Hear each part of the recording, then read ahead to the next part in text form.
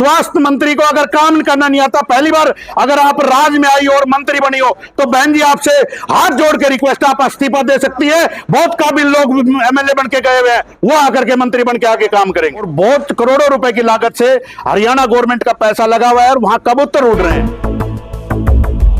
महेंद्रगढ़ में मुख्यमंत्री के नाम एडीसी को ज्ञापन सौंपकर नागरिक अस्पताल और कोरियावास मेडिकल कॉलेज की बदहाल व्यवस्था पर सवाल उठाए। सामाजिक कार्यकर्ता बलवान फौजी ने बताया कि जुलाई 2025 को नागरिक अस्पताल से 25 से अधिक डॉक्टर और नर्सों को कोरियावास भेजा गया, जिससे यहां स्वास्थ्य सेवाएं प्रभावित हुईं। उनका कहना है कि कोरियावास मेडिकल कॉलेज में भी स्टाफ और सुविधाओं की कमी है। आईसीयू और मशीनें संचालित नहीं हो रही तथा मरीजों को रेफर किया जा रहा है। उन्होंने 10 मार्च 2026 तक व्यवस्था सुधारने या डॉक्टरों की वापसी की मांग की है, अन्यथा गांव-गांव जाकर जागरूकता अभियान और धरना देने की चेतावनी दी है।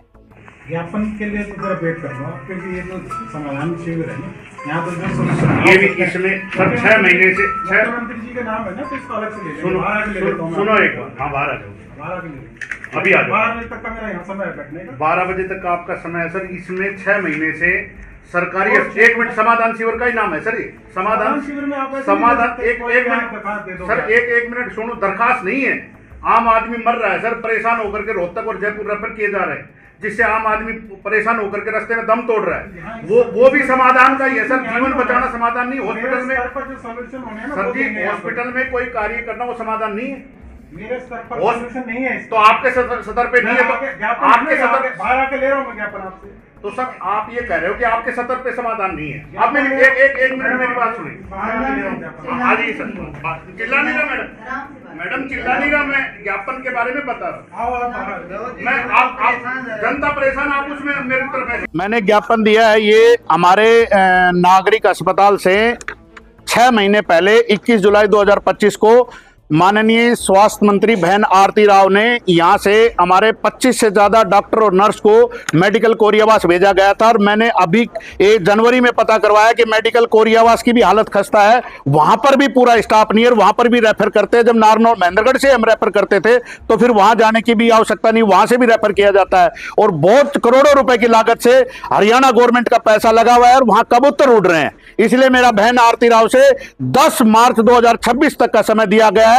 अगर हमारे डॉक्टर वापस नहीं भेजे गए, नर्स वापस नहीं भेजी गई, या मेडिकल कोरियावास की हालत नहीं सुधारी गई, वहां के जो डायरेक्टर लगे हुए वो अस्थायी रूप से किसी की योग्यता नहीं है, वो टेम्परेरी उठा करके कोई हमारे जैसा ऐसे ही व्यक्ति लगा दिया है, और वहां ना आईसीयू चल रहा है, ना कोई मशीनें चल रही हैं, ना ओपीडी में वहां रेफर कर रहे हैं, लोग रास्ते में दम तोड़ रहे हैं। तो मेरी सरकार से रिक्वेस्ट है, 10 मार्च आपके पास टाइम है, उसके बाद में नांगल चौधरी के, महेंद्रगढ़ के, नारनौल के और अटेली के गांव में घूम घूम करके लोगों को जागरूक कर करके वहां धरना देने का काम करूंगा। अगर उससे पहले कार्य शुरू कर देते हैं तो मैं वो धरने को कुछ टाइम के लिए आगे कर दूंगा।